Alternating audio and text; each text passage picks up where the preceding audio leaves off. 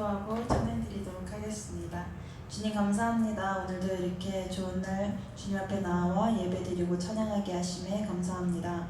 오늘도 이 예배와 찬양이 주님께서 기뻐하시는 예배 될 수 있도록 성령님 예배를 주관하여 주시옵소서.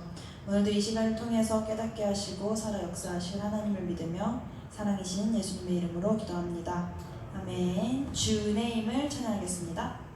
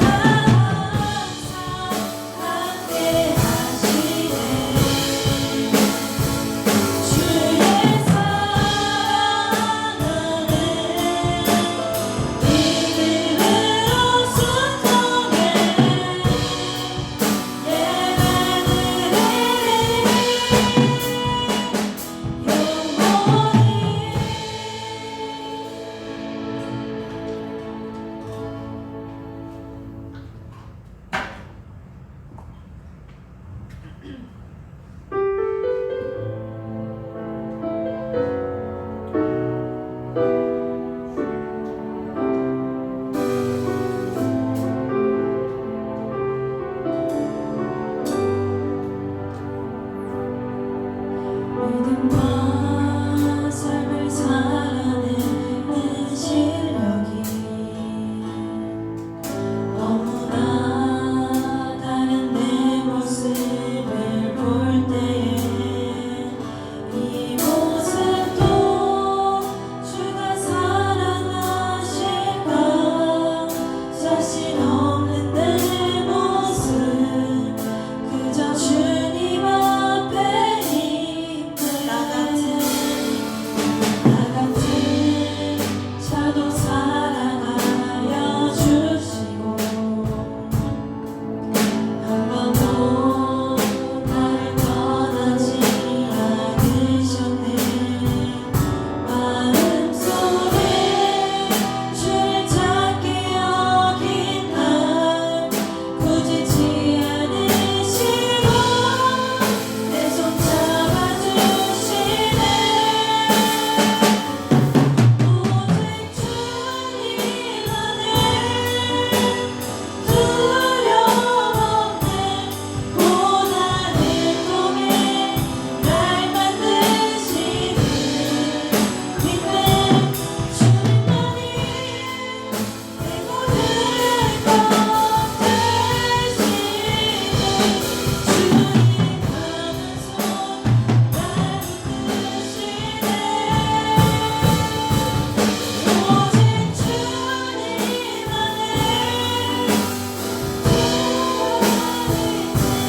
내 삶을 통해 영광 받으신 주님만이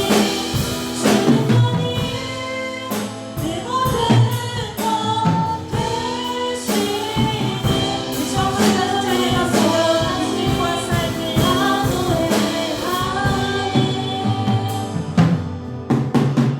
믿음과 삶을 살아내는 실력이 너무나 다른 내 모습을 볼 때에 이 모습도 주가 사랑하실까 자신 없는 내 모습 그저 주님 앞에 있네 나 같은 자도 사랑하여 주시고 한 번도 나를 떠나지 않으셨네 아픔 속에 주를 찾게 여긴 날 꾸짖지 않으시고 내 손 잡아주시네 오직 주님 안에 두려움 없네 고난을 통해 날 만드시는 믿네 주님만이 내 모든 것 되시네 주의 강한 손 날 붙드시네 오직 주님 안에 소망이 있네 내 삶을 통해 영광 받으신 주님만이 내 모든 것 되시네 주의 선하심 나 노래하네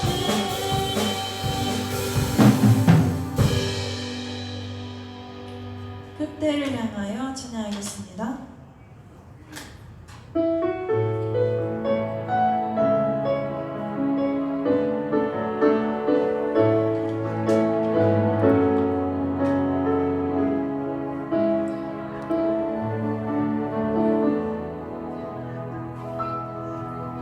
내게 유익하던 것은 다 해로 여기네 구주를 위하여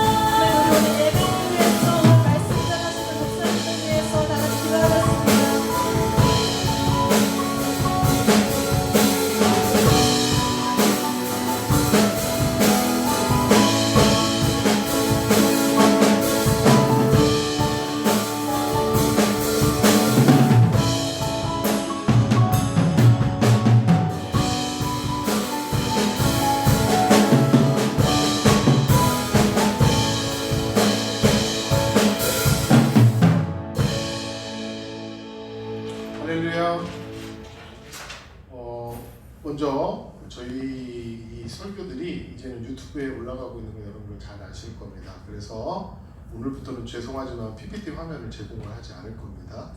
그래서 저한테 이제 집중을 좀 해주시고요.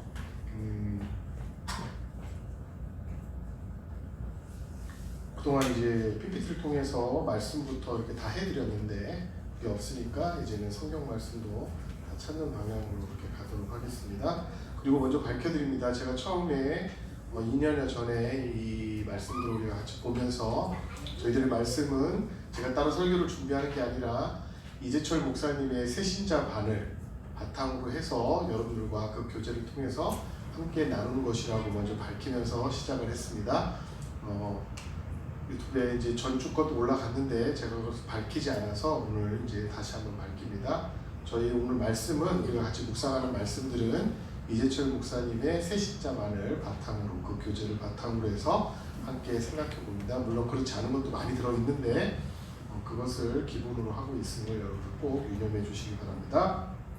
오늘 하나님의 말씀은 창세기 8장 15절에서 22절 말씀입니다. 주보를 참고하시면 됩니다. 하나님의 말씀은 창세기 8장 15절에서 22절까지의 말씀입니다. 제목은 인생의 새로운 시작은 예배로부터입니다 라는 제목을 가지고 우리 함께 은혜를 나누고자 합니다. 창세기 8장 15절에서 22절 말씀을 우리 한 목소리로 같이 봉독하도록 하겠습니다. 하나님이 노아에게 말씀하여 이르시되 너는 내 아내와 내 아들들과 내 며느리들과 함께 방주에서 나오고 너와 함께한 모든 혈육 있는 생물 곧 새와 가축과 땅에 기는 모든 것을 다 이끌어내라. 이것들이 땅에서 생육하고 땅에서 번성하리라 하시매 노아가 그 아들들과 그의 아내와 그 며느리들과 함께 나왔고 노아가 땅 위의 동물 곧 모든 짐승과 모든 기는 것과 모든 새도 그 종류대로 방주에서 나왔더라. 노아가 여호와께 제단을 쌓고 모든 정결한 짐승과 모든 정결한 새 중에서 제물을 취하여 번제로 제단에 드렸더니 여호와께서 그 향기를 받으시고 그 중심에 이르시되 내가 다시는 사람으로 말미암아 땅을 저주하지 아니하리니 이는 사람의 마음이 계획하는 바가 어려서부터 악함이라. 내가 전에 행한 것 같이 모든 생물을 다시 멸하지 아니하리니 땅에 있는 동안에는 심음과 거둠과 추위와 더위와 여름과 겨울과 낮과 밤이 쉬지 아니하리라. 아멘. 우리 다시 한번 기억해 보겠습니다. 우리가 예배에 대해서 생각해 보고 있는데 우리가 예배의 어원에 대해서 저번 주에 우리가 살펴보았습니다. 예배라고 하는 것은 우리가 하나님께 드리는 모든 것을 다 예배라고 할 수 있는데 우리 히브리어에서는 이 아바드라는 말을 통해 섬긴다라는 뜻인데 종이 주인을 섬기는 것을 의미합니다. 그래서 그 종은 이름도 없고 재산도 없고 인격도 없고 생명의 결정권조차 없는 그러한 종이 하나님께 즉 주인에게 최대한을 다해서 섬기는 것이 바로 이 아바드 예배다라고 말씀을 드렸습니다. 그리고 히브리어에서 샤하라는 말을 쓰고 있는데 이 샤는 절한다, 부복한다, 엎드린다 이런 말의 어원을 가지고 있는 말인데 이것은 그 부복하는 그러한 의미 속에서 종은 보이지 않고 오직 누구만 주인만 보일 때 행해지는 그러한 부복함을 나타낼 때 샤라는 말을 쓰고 있는데 이것이 바로 히브리어에서 나타나는 예배의 어원입니다. 그리고 헬라어에서는 프로스키네오라고 하는 말을 통해서 경배한다라는 뜻을 가지고 있는데 이것은 구체적으로 종이 주인의 발 앞에 엎드려서 그 종이 주인의 발에 입맞춤을 할 때 쓰이는 그러한 말이었습니다. 그래서 우리가 이 헬라어를 통해 프로스키네오라는 예배라고 하는 것은 바로 하나님을 이렇게 경배하는 것이다 라고 우리가 생각해 보았습니다. 또 헬라어에서 이 라투리오라고 하는 섬긴다라는 의미라고 하는 것은 섬기는 대상이 오직 유일할 때 사용하는 그런 단어인데 그래서 오직 하나님만이 유일하신 나의 참 신입니다 라고 고백할 때 쓰여졌던 이 라투리오라고 하는 말을 통해서 이것이 바로 예배다라고 말씀을 드렸습니다. 그리고 영어에서는 워십이라고 하는 단어를 쓰고 있는데 이것은 바로 가치와 신분이 결합된 말이라고 말씀을 드렸습니다. 그래서 최상의 존경과 존귀를 받을 만한 가치가 있는 분께 드려지는 우리의 행위들이 무엇이다? 바로 예배다, 워십이다, 이렇게 말씀을 드린 것입니다. 그래서 이 어원들을 가지고, 이 말들을 가지고 예배라고 하는 것을 정의할 때 모두 다 종이, 주인을 섬길 때 사용하는 단어들이었고, 이들의 공통점을 하나를 뽑아낸다면 그것은 무엇? 오직 주님만이라고 말씀을 드렸습니다. 그래서 이 오직 주님만께 드리는 어떠한 나의 최고의 행위들이 모두 다 예배가 될 수 있는데, 결국 예배하는 사람은 그 자리에서 없어지고 예배의 대상인 하나님만 온전히 드러나는 것이 바로 예배다라고 말씀을 드렸습니다. 그렇다면 이 예배를 우리가 살펴볼 때 가장 먼저 우리 교재에는 나오지 않는 내용입니다. 지금부터는 새로운 시작을 해야 되는데, 그러한 새로운 시작은 과연 우리가 무엇으로부터 시작을 해야 되나? 바로 오늘 제목처럼 예배부터 우리는 새로운 시작을, 그 시발점을, 출발점을 삼아야 된다는 것을 오늘 말씀을 통해 우리가 살펴보고자 합니다. 여러분, 새해가 지났지만 우리가 새해가 돌아오면 사람들은 가장 먼저 하는 것이 무엇입니까? 바로 계획을 세우고 그것을 어떻게 할지에 대해서 결심을 하는 것이 바로 새해에 누구나 다 하는 그러한 모습일 것입니다. 그 이유는 무엇인가 하면 새롭게 나에게 한 해가 주어지고 시작되었기 때문에 그런 것입니다. 우리는 새로운 시작을 할 때에 분명한 기준을 세우고 결심하고 계획하며 일들을 추진해 나갑니다. 우리도 그러한데 성경에서는 과연 믿음의 조상들이 새로운 시작을 할 때에 무엇으로부터 시작해야 됐는지를 우리가 살펴보는 것은 너무나 중요한 일입니다. 왜냐하면 바로 그리스도인들이 오늘의 인생, 자신의 삶들을 살아가면서 과연 시작의 기준을 무엇으로 삼을지에 대해서 조명해 볼 수 있기 때문에 그렇습니다. 우리는 오늘 말씀인 이 노아의 삶과 방주를 통해서 그들이 과연 어떻게 살아왔는지, 무엇을 위해 살아왔는지, 그리고 무엇으로부터 시작해야 됐는지에 대해서 살펴보고자 합니다. 여러분, 새로 시작하고자 하는 그런 수많은 사람들은 계획 세우고 그 계획을 통해 결심하고 자신의 일들을 추구해 나가지만, 과연 성경에서는 어떠한 예배자들이, 어떠한 사람들이, 그리고 새로 주님을 믿기로 결심한 자들이 어떤 기준을 통해 새롭게 시작하고자 하는지 말씀을 통해 나누려고 하는 것입니다. 여러분, 인생의 새로운 시작을 준비하시고 새로운 시작을 하시려고 결심한 그때 여러분들은 무엇부터 시작해 나가십니까? 오늘 노아의 삶을 통해 그것을 우리가 구체적으로 살펴보려고 합니다. 우리가 첫 번째로 노아라고 하는 인물에 대해서 오늘 본문에 나오는 그 인물에 대해서 우리가 자세히 좀 살펴보겠습니다. 노아는 누구예요? 아담. 그렇죠. 노아하면 방주가 가장 먼저 생각나는 그런 인물입니다. 그런데 이 노아하면 우리가 먼저 생각해야 될 것이 무엇인가 하면 아담의 구대손인 람에게 아들이다라는 거예요. 즉 성경에서 이야기할 때, 성경의 족보대로 이야기할 때에 아담의 구대손인 람에게 아들이니까 뭐예요? 아담의 10대손쯤 되는 인물이다라는 거예요. 그만큼 뭐예요? 아담의 때부로부터 시간이 흘렀다라는 거예요. 그리고 무엇을 의미합니까? 에덴 동산에서 쫓겨나고 나서 시간이 어느 정도 많이 흘렀다라고 하는 거예요. 그래서 세상에는 무엇이 가득 찬 거예요? 내가 눈이 밝아져서 하나님처럼 가득할 줄 알았는데, 하나님처럼 될 줄 알았는데, 하나님이 다 너 거야, 이 생명나무 하나만 너희들이 꼭 지켜줘 하셨는데, 그래서 인간은 잘 살고 너무나 좋아질 것 같았는데 어떻게 된 겁니까? 그 오랜 세월 시간 동안 무엇이 악이 팽배해져 갔던 겁니다. 하나님이 원하는 삶이 아니라 사람들이 악으로만 똘똘 뭉쳐져서 살아가는 그러한 시대로 변해져 갔다는 것이고, 그 경우가 점점 더 심해졌다는 거예요. 그래서 하나님은 아담의 구대손인 이 람에게 아들인 이 노아를 통해 하나님은 계획을 세우신 것입니다. 그것이 바로 여러분들이 잘 알고 있는 홍수를 통한 모든 악에 찬 사람들을, 호흡이 있는 자들을, 호흡이 있는 동물들을 어떻게 멸하시겠다라고 하는 계획이었다는 거예요. 그래서 이 노아라고 하는 사람의 이름의 뜻이 굉장히 중요한 거예요. 노아라는 사람의 이름의 뜻이 무엇일까요? 이런 악이 팽배해서 하나님이 그 사람들을 멸망시킬 계획을 가지고 있는 것을 노아가 500세 되던 해, 600세 되던 해 말씀하시고 깨달았던 것들인데, 노아가 태어날 때 이미 그 이름으로 이것을 밝히시고 계시는 하나님의 모습을 볼 수가 있습니다.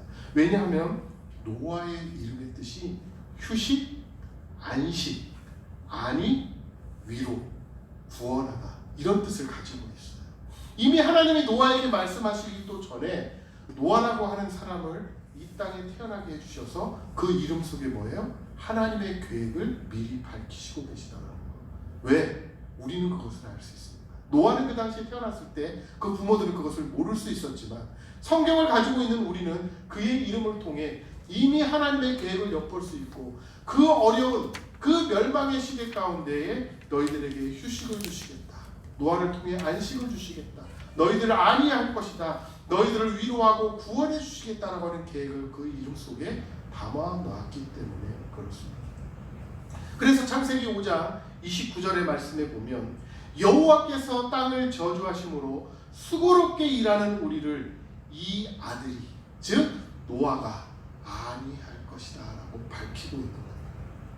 이미 이러한 계획을 하나님께서 이 노아의 이름 가운데 심어놔 주신 것입니다. 그래서 창세기 6장 8절에서 9절 말씀에 보면 노아는 어떤 사람이었습니까? 당대에 완전했던 사람입니다. 하나님과 늘 동행했던 사람입니다. 그렇기 때문에 그는 어떻게 된 겁니까? 이 홍수 속에서 하나님의 계획을 실현할 수 있는 사람으로 선택받게 된 것입니다. 그는 완전히 그는 당대, 즉 그 시대 가운데서 완전하고 하나님과 늘 동행했던 사람입니다.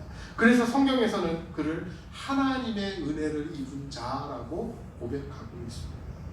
증거하고 있습니다.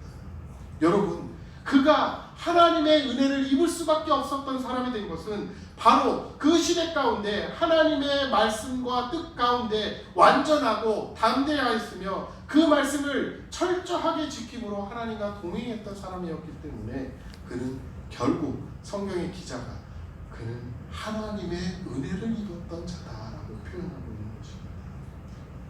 노아는 하나님께서 명하신 대로 다 준행하였습니다. 즉 하나님께서 말씀하신 그대로 하나 토식 하나 빼먹지 않고 그대로 다 실천하며 순종하며 살아갔던 사람이라고 증거하고 있는 것입니다. 그래서 우리가 노아라고 하는 그 한 사람을 바라볼 때 그 사람을 통해 새로운 시작이 무엇인지를 생각하고 묵상해야 되는 우리들은 노아 인생의 핵심이 무엇인지를 파악하고 있어야 된다는 것입니다. 노아 인생의, 노아의 삶의 핵심은 무엇이었습니까?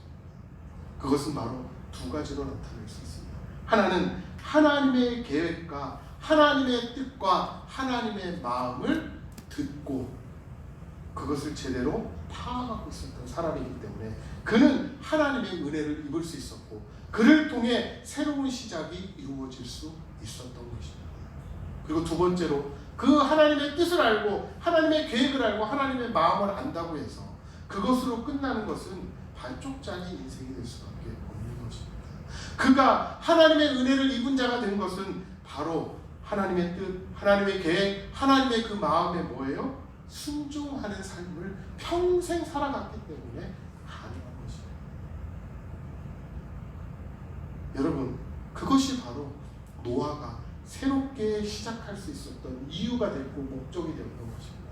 그렇기 때문에 여러분이 이 땅 가운데서 새롭게 시작하고자 하는 결심을 하는 그때에 여러분들은 하나님의 계획과 하나님의 뜻과 하나님의 말씀과 하나님의 마음을 꼭 살피시기 바랍니다.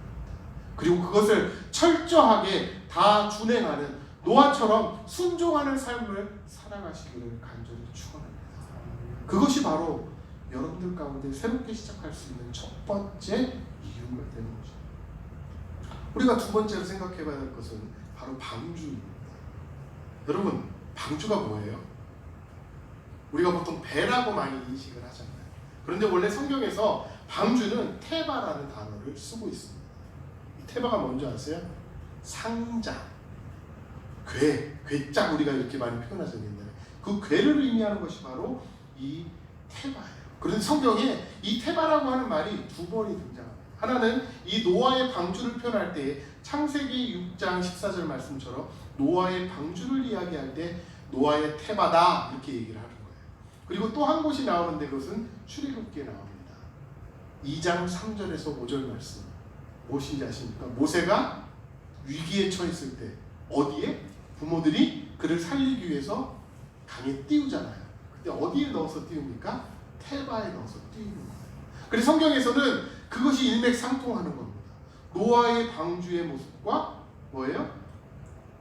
모세의 부모가 강에 띄웠던 그 테바의 모습이 뭐예요? 같은 거예요. 모습만 같을까요? 의미도 같은 거예요. 그때 부모의 심정이 어떻을까요? 대충 만들었을까요? 이 테바를? 철저하게 물이 새지 않게, 물이 띄워야 되니까 새지 않게 아주 만들었을 거예요. 그런데 처음부터 이것을 만들려고 하는 계획을 가지고 만들었을까요? 아니란 말이에요. 더 이상 숨길 수가 없으니까 그 울음소리가 커져서 이제는 다른 사람들에게 들켜서 그 누굽니까? 바로 출애굽을 시킨 모세 아닙니까?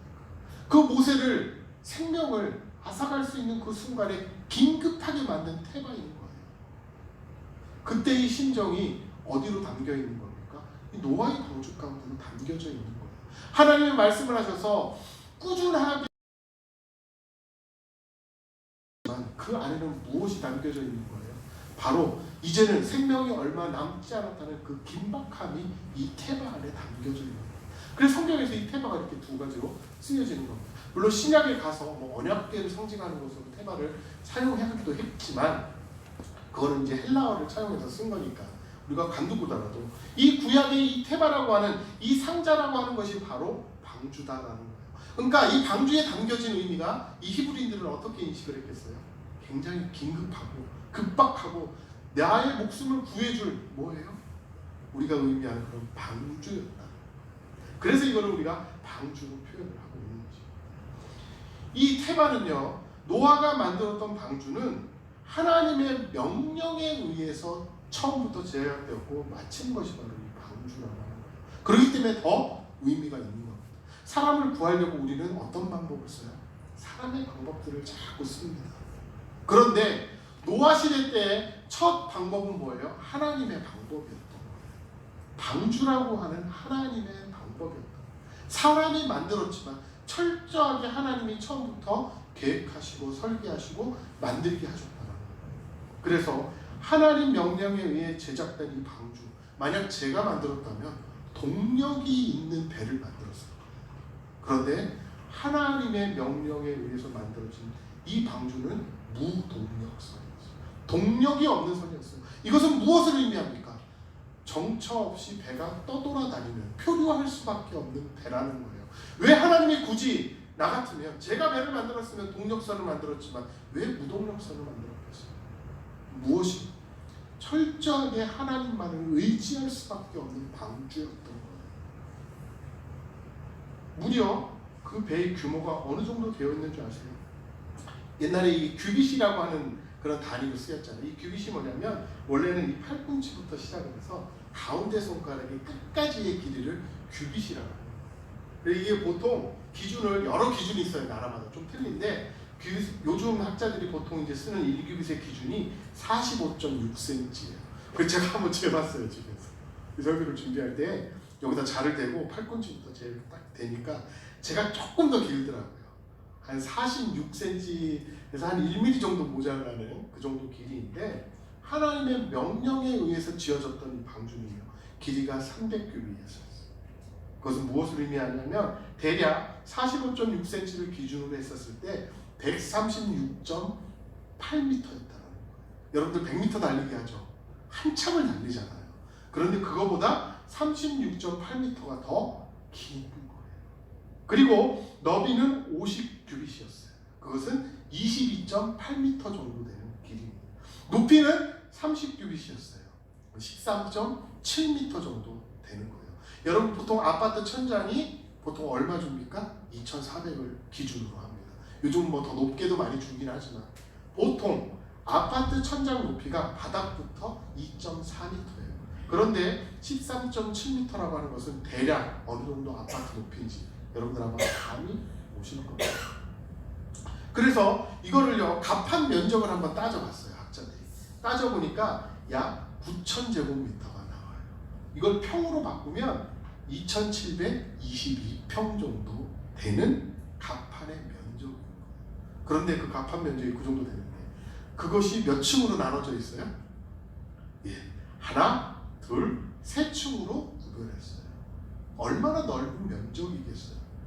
저는 18평 아파트에서 삽니다.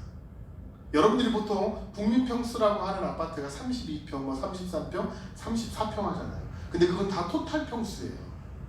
실질적으로 사는 것은 24평이 안 됩니다. 그런데 한 갑판 면적이 2,722평이라고 하는 것은 어마무시한 크기인 거예요.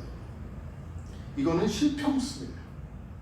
우리가 사는 것은 실평수가 아니라 뭐 주차장 면적, 화단 면적 이런 것까지 다 합쳐서 32평, 34평 하잖아요. 그러니까 저는 대략 한 12평, 13평 되는 집에서 살고 있는 거예요. 여러분 그거하고 비교할 때 어마무시한 규모라고 하는 거예요. 여러분 대략 선정량이 한 14,000톤 되는데 이건 오늘날 배수량 2만 톤에 해당되는 배라고 하는 거예요. 3층으로 각 방을 만들었고요. 지붕 아래 창을 1규빗 아래 창을 만들어서 나무로 만들고 역청으로, 즉 요즘 얘기하면 아스팔트 같은 거예요. 굉장히 끈끈한 이 아스팔트를 까는 곳에 잘못 차를 몰고 들어가면 그게 다 묻어가지고요 지워지지가 않아요. 특수 용액을 가지고 지워야 합니다. 이 역청의 역할은 무엇이에요? 물이 들어오는 것을 막는 거예요. 그러니까 배 안과 밖에 역청을 칠해서 만들었다라고 오늘 성경에서는 이야기하고 있습니다. 제가 이것을 말씀드리는 것은 요거를 얘기하고 싶어요. 뭐냐면 그럼 과연 이 땅에 있는 모든 생물들이 그 방주 안에 들어갈 수 있었느냐, 그 정도 규모가 됐느냐, 그것을 학자들이 지금도 연구하고 있고 추론하고 있고 추측하고 있습니다. 그런데 대략 따져보니까 이 면적을 갖고 이 배 크기를 갖고 따져보니까 큰 양, 성인이 돼서 완전히 다 자란 양을 12만 5천 마리를 수용할 수 있는 그러한 배의 규모라고 합니다. 그래서 당시에 대략 이 정도의 숫자의 동물이 들어갔을 거야 라고 계산을 하고 사람들이 수학으로 따져서 계산을 딱 해서 나왔는데 그걸 따져보니까 이 12만 5천 마리의 양을 수용 가능한 그런 방주였는데 그곳에 실질적으로 탄 동물과 호흡이 있는 자들, 노아까지 합쳐서 타서 딱 보니까 대략 한 정말 이빠이 차야 최대한으로 계산을 해야 절반에도 못 미치는 동물과 사람들이 탔다라고 하는 거예요. 그러니까 우리는 상상할 수 없는, 이미 학자들이 이것을 했고 미국에는 이 방주를 재현해 놓은 박물관도 존재를 합니다. 그런데 이곳에 그 당시에 방주에 탔던 모든 동물들을 대략적으로 종별로 해서 다 계산을 일일이 하나씩 다 해봤대요. 근데 해보니까 정말 그들을 꽉 채워도 방주가 반 이상 남았다는 거예요. 어떤 학자들은 한 5분의 2 정도만 탔을 것이다 이렇게 이야기하는 학자들도 있습니다. 여러 가지가 있어요. 그런데 왜 이것을 이야기하느냐? 여러분, 하나님의 설계가 우리가 지금 따지고 계산해도 뭐예요? 넉넉하게 탈 수 있는 방주를 말씀하셨다는 거예요. 이게 바로 뭐예요? 하나님의 능력입니다. 여러분, 구약에서 하나님의 이름을 보통 두 가지로 많이 표현합니다. 그것은 뭐예요? 하나님이라고 성경에서 표현하는 것과 여호와라고 표현하는 것이 있어요. 그게 두 개가 뭐가 다른지 아십니까? 하나님이라고 부르는 것은 하나님의 능력을 이야기할 때 하나님이라고 표현해요. 그리고 성경에서 구약에서 여호와라는 표현을 할 때는 하나님과 나와의 관계가 계약 관계다, 언약 관계다라고 표현하는 하나님을 쓸 때는 꼭 성경에서 여호와라는 말을 씁니다. 그럼 어떤 하나님이시냐? 이 하나님은요, 우리에게 하나님 되시는 하나님입니다. 사람이 그 동물들이 탈 수 있는 넉넉한 공간까지 다 계산하셔서 그것을 마련하신 방주라고 하는 것입니다. 여러분, 새롭게 시작하는 여러분들 가운데 이 방주를 우리는 어떤 의미로 받아들여야 할까? 하나님의 계획하에 완벽하게 능력이 있으신 그 하나님이 인류를 죄로부터 구원하기 위해서 하나님의 마음을 담은 도구다라는 거예요. 방주가. 결국 새롭게 이 땅 가운데서 시작할 여러분들은 이 하나님의 도구를 찾아 나가야 된다는 것입니다. 그 도구가 어떤 사람은 개인의 능력일 수도 있습니다. 또 어떤 사람은 개인의 달란트일 수도 있어요. 또 어떤 사람은 하나님을 진실하게 섬기는 믿음일 수가 있습니다. 또 어떤 사람은 어떤 풍파가 와도 흔들리지 아니하고 하나님께 드려지는 그 마음일 수도 있습니다. 여러분, 새롭게 시작하기를 원하신다면 이 하나님의 도구를 찾으시기 바랍니다. 그 도구 속에서 평생 여러분들이 누릴 수 있는 것들을 누릴 수 있게 하시는 하나님을 믿으시고 나아가시기 바랍니다. 그렇기 때문에 우리에게 방주를 주시는 것입니다. 인류의 죄로부터 우리를 구원하기 위해 하나님이 그 마음과 정성을 다해서 담아놓은 그 하나님의 도구, 그것이 바로 방주이고, 그 방주를 통해 우리는 이 땅 가운데서 새로운 시작을 하셔야 한다는 것입니다. 세 번째로 우리 노아와 방주를 조금 생각해 보겠습니다. 노아와 방주의 시작은 결국 그럼 누구였을까요? 바로 하나님이셨던 거예요. 그렇기 때문에 우리 인생의 새로운 시작은 무엇으로부터 시작해야 할까요? 하나님으로부터 시작해야 된다고 하는 것입니다.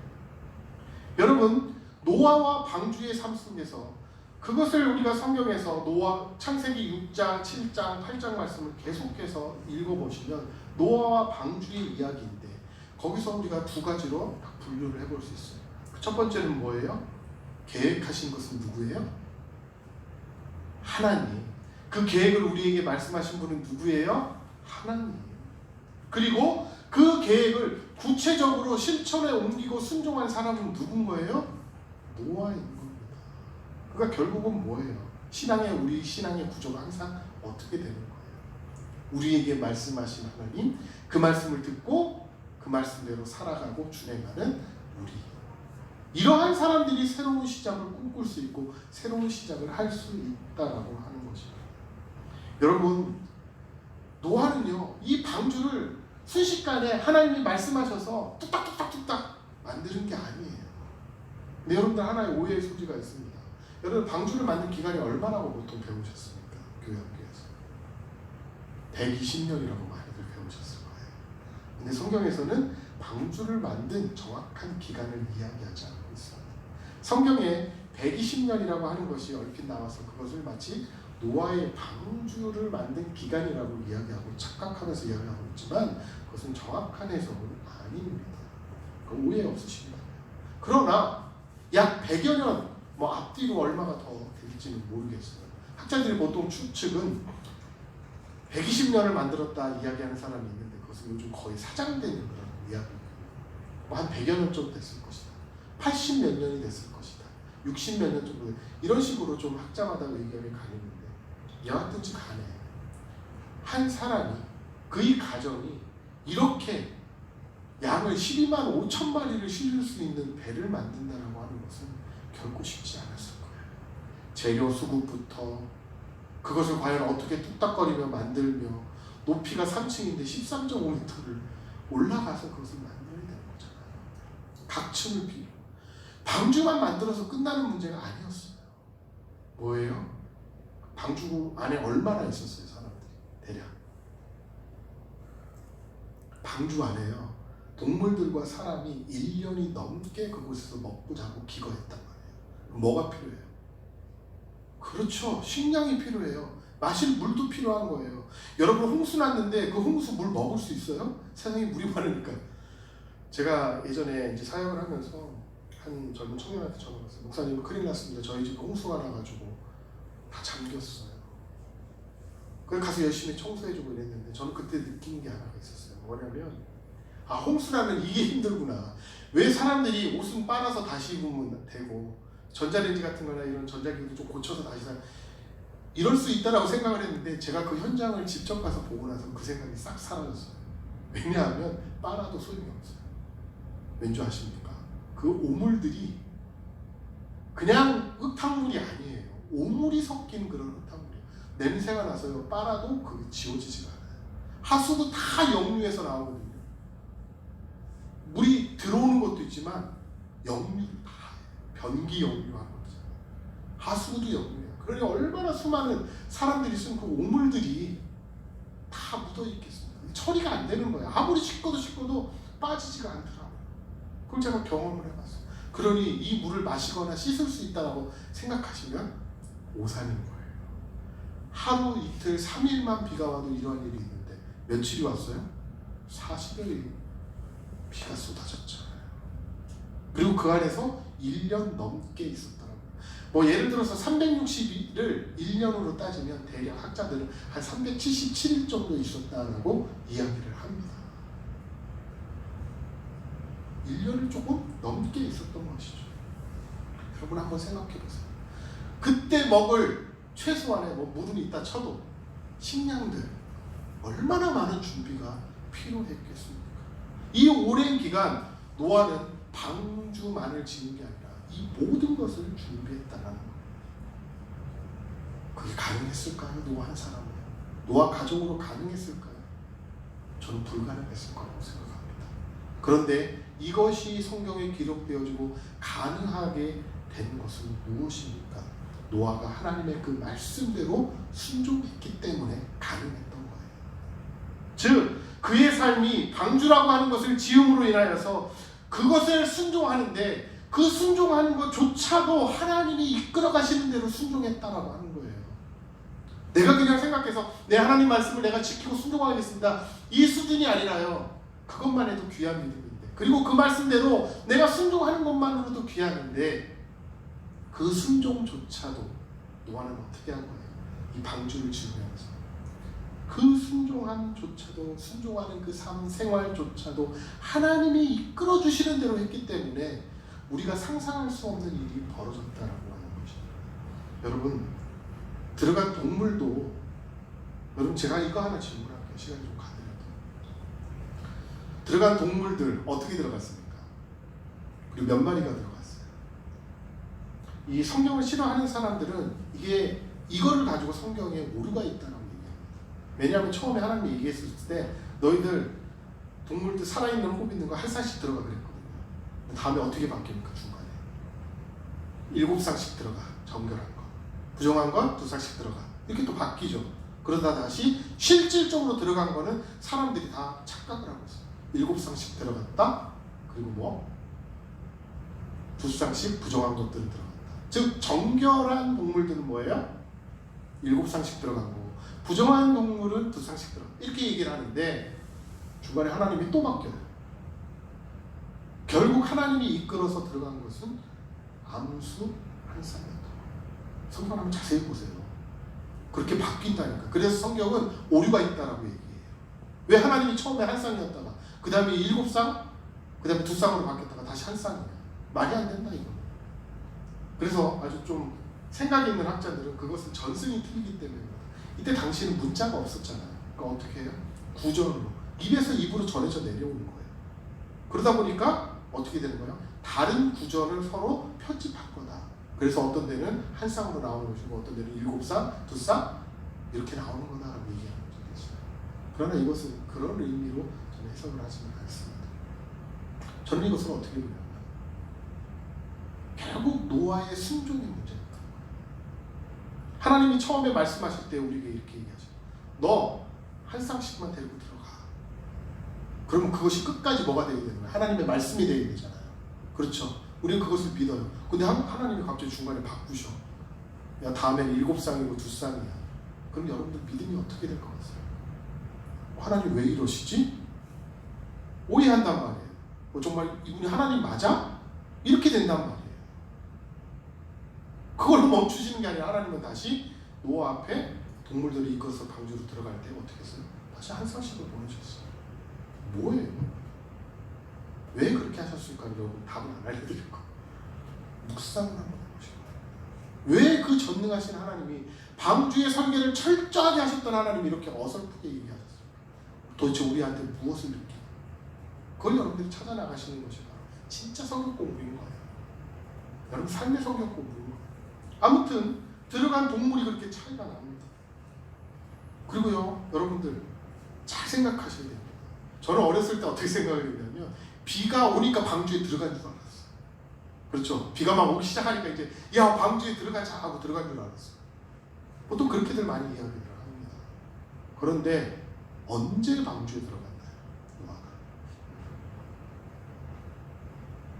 하나님이 말씀하셨을 때 들어갔어요.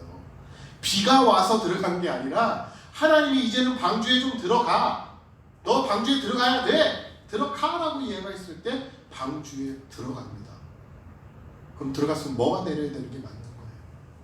비가 와야 되는 게 맞죠. 홍수가 시작돼야 되는 게 맞아요. 그런데 들어갔는데도 안 왔어요. 며칠 만에? 네, 7일 만에 비가 내리기 시작해요. 그럼 여러분 그때 7일간의 노아의 기다림은 여러분은 어땠을 것 같아요? 저는 방주를 만드는 기간보다 더 길었을 것 같아요.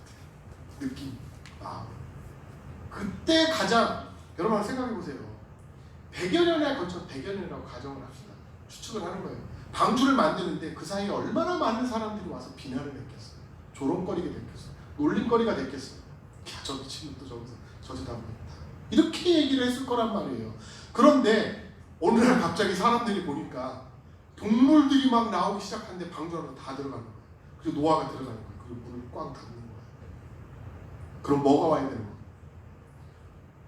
악에 맞춰서 이야기하는 사람도 혹시나 이런 마음이 들었을 거예요. 근데 7일 동안 6일 동안 비가 안 오는 거예요. 그러면 이 사람들은 뭐가 더 오르는 겁니까? 독이 더 오르는 거예요. 거봐, 네가 믿는 하나님 어때? 비와 안 오잖아. 아마 그 7일간의 기다림 속에 받는 비난은 평생 받은 비난보다 더 가슴이 아팠을지 몰라요. 얼마나 가슴이 아팠겠어요. 하루를 기다렸는데도, 다 들어와서 있는데도 비가 내리잖아요. 이틀, 3일, 4일, 5일. 여러분들 그 속에서, 그렇게 여러분들이 새롭게 시작할 때에 여러분 그 속에서 여러분들은 어떤 하나님을 묵상해야 될까? 퀘션만 드리는 겁니다.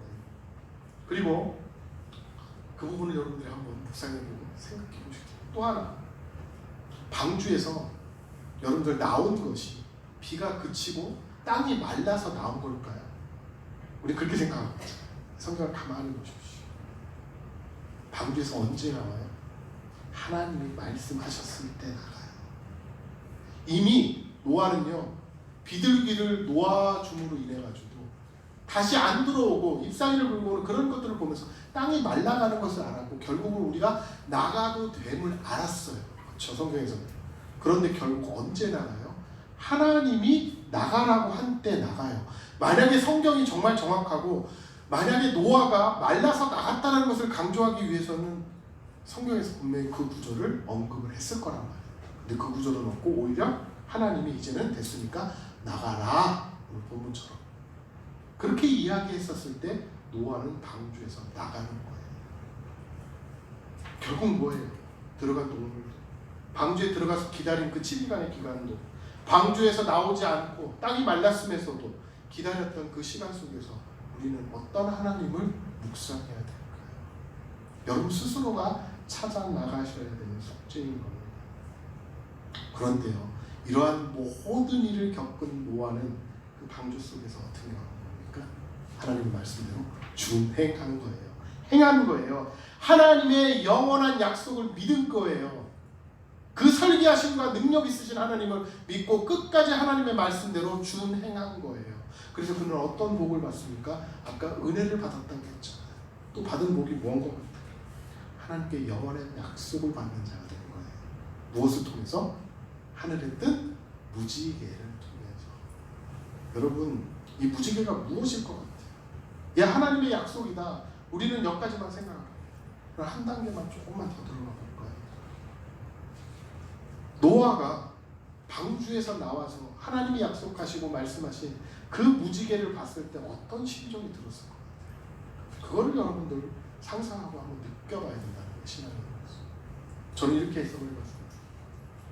무지개를 보면서 단순히 그게 무지개다, 하나님의 약속이다, 이렇게도 우리가 생각해야 되지만 하나를 더 생각해 본다면, 야, 이 땅 가운데 무지개를 만드는 빛과 물이 존재하는 한 뭐예요? 하나님의 이 약속은 영원히 지켜진다. 저는 그것이 보였어요. 무지개가 보인 게 아니라 그 속에 약속하시는, 야, 이 땅 가운데 빛과 물이 사라지면 어떻게 되는 겁니까? 인간이 살 수 있어요? 죽어요? 결국 없어지는 거예요. 멸망하는, 멸족하는 존재가 되어버리는 거예요. 그렇기 때문에 이 땅 가운데 빛과 물은 결코 사라지는 거예요? 안 사라지는 거예요? 안 사라지는 거예요. 그런데 무지개를 만드는 이 빛과 물이 이 땅 가운데서 영원히 존재할 것이라고 하는 믿음이 있는 사람이라고 한다면, 그것을 바라본 노아라고 한다면, 그것을 바라보면서, 아, 이 약속은 나에게뿐만 아니라 모든 인류에게 영원으로 약속해 주신 영원의 약속이라는 것을 가슴 깊이 느꼈을 거예요. 우리처럼 그냥, 야, 무지개, 하나님의 약속, 이 정도 수준이 아니었다는 것이죠. 새로운 시작을 원하는 사람들은 바로 노아와 방주 속에서 이것을 느끼면서 새로운 시작을 결심하시고 그 말씀대로 해야 된다고 하는 것입니다. 그래서 결국 노아는 방주에서 나와서 무슨 땅을 봤습니까? 마른 땅, 새로운 땅을 봤습니다. 저는 마른 땅이라고 표현하지 않고 새로운 땅이라고 표현한 것은 왜 새로운 땅이라고 표현을 했을까요? 이곳에서 노아를 통해 새롭게 하나님이 새로운 땅으로 일궈나 하실 것을 말씀하셨기 때문에 그런 거예요. 이것은 새 땅입니다. 예전에 악이 풍비하던 그러한 땅이 아니다라는 거예요. 여러분, 여러분들에게 여러분의 삶 속에서 새로운 땅이 다가온다라고 한다면 여러분들 가장 먼저 무엇을 하시겠습니까? 여러분들은 무엇을 하십니까? 많이 늦어서 빨리 진행하겠습니다. 여러분들, 내가 만약에 노아였다, 여러분들은 새 땅으로 나온 뒤에 무엇부터 하겠습니까? 저는요, 노아 방주문을 열고 딱 나가면 가장 먼저 시원한 공기를 마음껏 마시려고 할 것 같아요. 저라면. 왜 그렇습니까? 그 방주 안에 수많은 동물에, 사람 냄새, 동물 냄새에 1년 동안 쌓여있던, 계속 지나갔던, 배어있던 동물들의 그 오물 냄새, 배를 뭘로, 방수하기 위해서 뭘 칠했다고 그랬어요? 역청을 칠했다고 그랬어요. 그 냄새, 그냥 아스팔트라고 생각하세요. 그 냄새 어땠을 것 같습니까? 그거를 1년여 넘게 맡고 거기에 찌들여서 잘못하면 순식간에 전염병이 퍼질 수 있는, 코로나보다 더 무서운 전염병이 퍼질 수 있는 그러한 환경 속에서 1년 동안 그 공기를 마시면서 사는 거예요. 물론 1규빗 아래 창들을 만들어서 어떻게 해요? 환기를 계속 시켰겠죠. 그러나 밖에 그 시원한 공기만 하겠습니까? 저는 나가자마자 그 공기를 마시려고 했을 거예요. 그리고 배 안에 갇혀 있었던 그러한 심정에서 밖으로 나가 마음껏 자유를 느끼고 싶은 그러한 심정이 되었을 것입니다. 방주 안에서 1년 넘는 생활을 하면서 방주 안에 통풍도 자체도 이루어지지 않고 그 냄새와 오물을 통해서 느껴졌던 그 공기와 그 구속함에서 벗어나고 싶었을 것입니다. 또 그 다음으로 제가 할 것은 아마 깨끗한 물을 마셨을 거예요. 가장 먼저 샘물을 찾아서, 정말 깨끗한 물을 찾아서 그것으로 마시고 잘 씻지도 못했던 그런 몸을 깨끗하게 샤워하면서 씻었을 것 같아요. 그리고 나서 하나님 앞에 예배드렸어요. 무슨 예배? 구약에는 5가지 예배가 존재했는데 우리가 그걸 다음 시간부터 조금씩 살펴볼 건데, 그 중에서 저는 화목제를 먼저 드렸을 것 같아요. 그리고선 이야기할 겁니다. 내 자녀와 내 며느리와 내 아들과 내 부인을 앉혀놓고 그리고 수많은 찾아온 동물들과 함께 화목제를 드리면서 잔치를 열었을 것 같아요. 이야, 그동안 너희들 1년 동안 너무 수고하고 고생했어. 그 기간을 위해서 너희들 100여 년에 걸친 그 위대한 공사 너무나 수고했어. 자, 이제 우리 이 땅에서 정말 열심히 잘 살아보자 라고 격려하면서 잔치를 열었을 것 같아요. 그러나 노아는 그렇게 하지 않았다라는 거예요. 노아가 방주에서 나오자마자 한 일은 무엇인가 하면 제단 쌓는 일을 먼저 했다라고 하는 거예요. 내가 하고 싶은 일이 너무나 많은데 노아는 제단부터 쌓았다라는 거예요. 제단은 마지베하으라고 하는 말입니다. 그리고 쌓았다는 말은 나차부라고 하는 말이에요. 이것은 무엇을 의미하냐면 이 마지베하으라고 하는 제단이라고 하는 말은 원래 사릭하다 희생물을 가진 그러한 곳에서 있었던 것을 표현한 말인데 결국 자바흐라고 하는 살육하고 희생물이 있었던 자바흐라고 하는 말에서 온 말로 제단, 향단, 번제단 이런 걸 의미할 때 쓰이는 제단이에요. 그것을 그리고 쌓았다라고 하는 말은 놓다, 놓여지다, 세우다, 설치하다라는 말이었어요. 즉 여러분 제단을 쌓았다라는 건 뭐예요? 준비했다라는 거예요. 무엇을? 하나님께 예배 드리기 위한 준비를 가장 먼저 했다라고 하는 것이 바로 이 제단을 쌓았다는 거예요. 즉 내가 새하늘과 새 땅에 발을 들여놓는 그 순간부터 내가 하고 싶은 일을 했던 것이 아니라 무엇을 했다? 예배하기 위한 준비를 먼저 했다는 겁니다. 이곳은 바로 이 제단은 하나님께 제물을 드리기 위한 구별의 장소였고 하나님이 말씀하실 때 내가 듣는 만남의 장소였고 하나님과의 언약을 기억하는 언약의 장소가 바로 제단을 쌓았다는 의미가 되어지는 것입니다. 그리고 나서 한 것은 무엇인가? 바로 번제를 드렸어요. 저 같으면 화목제를 드릴 것 같은데 야 우리가 이제는 화목하자. 하나님과 연합해서 화목하자라고 하는 화목제를 드릴 것 같은데 노아는 번제를 드렸다는 거예요. 물론 이 당시에는 레위기에 나오는 이 5가지 제사가 기록되기 전이기 때문에 이것이 정확하게 그때의 번제와 동일한 것인지는 추측으로밖에 우리가 알 수는 없지만 이미 그래도 노아의 시대 가운데 번제가 있었다라는 것을 우리가 어느 정도 추측할 수 있는 것인데 왜 노아는 방주에서 나오자마자 예배 준비를 하고 번제라고 하는 예배를 드렸을까요? 번제는 보통 어떤 예배입니까? 제물을 태우는 방식으로 드려지는 예배가 번제예요. 그런데 이것은 레위기 1장에 표현한 번제이고 오늘 말씀에 나오는 이 번제는 원뜻을 조금 살펴보면 틀립니다. 뭐라고 표현되어 있냐면 제단에 올려지는 것이 올려지도록 한다라고 쓰여져 있어요.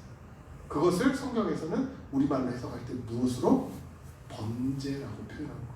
하나님 앞에 번제를 드렸다라고 하는 표현은 제단에 즉 아까 만들어 놓은 그 제단 가운데 올려져야 될 것이 당연시하게 올려지는 것을 의미하는 걸로 쓰여졌다는 거예요. 이게 어려운 말 같지만 결국 무슨 말이에요? 번제라고 하는 제사의 방법보다 제사의 참 본질에 대해서 이야기하고 있는 겁니다. 결국 뭐예요? 예배라고 하는 것이 하나님께 마땅히 올려져야 될 것이 올려지게 만드는 것이 바로 예배다라는 거예요. 노아는요, 노아의 방주에 나와서 제단을 쌓고 예배를 준비하고 예배를 드렸는데 어떤 예배를 드렸느냐? 이 새 땅 가운데서 어떤 예배를 드렸느냐? 하나님께 마땅히 올려드려져야 될 예배, 그것을 올려드림으로 예배드렸다라고 하는 것입니다. 즉 모든 것을 다 높으신 하나님께 올려드렸다라고 하는 것이에요. 제단을 만들고 그 가운데 하나님께 예배드렸다는 것입니다. 여러분 그러하기 때문에 여러분의 인생에서 내가 새로운 결심을 할 때마다 하나님께서 보여주신 새 땅을 밟을 때마다 여러분들은 무엇으로부터 시작해야 합니까? 바로 예배로부터 시작해야 된다는 것입니다. 그리스도인들이 인생의 새로운 시작의 시작점이라고 생각하고 있다고 한다면 그리스도인들은 반드시 그의 삶이 예배를 준비하는 삶이 되어야 되고 그 삶이 곧 예배가 되어야 된다라고 하는 것입니다. 그래서 한국교회에서 그렇게 목숨 걸고 예배하는 거예요. 주일날 나오지 않으면 너 주일 성수 안 했어? 라고 이야기하는 거예요. 이 새 땅 가운데 노아가 가장 먼저 순종하며 실천했던 바로 그 예배를 준비하고 예배드리는 삶이 우리 가운데 있어야 됨을 우리는 다시 한번 기억해야 합니다. 그 말은 곧 나의 삶이 예배를 준비해야 되는 삶이 되고 내 삶이 곧 예배가 되어야 함을 의미하는 것입니다. 여러분, 새로운 시작을 하길 원하십니까? 새 땅을 밟고 새롭게 시작하기를 원하십니까? 예배부터 시작하시기 바랍니다.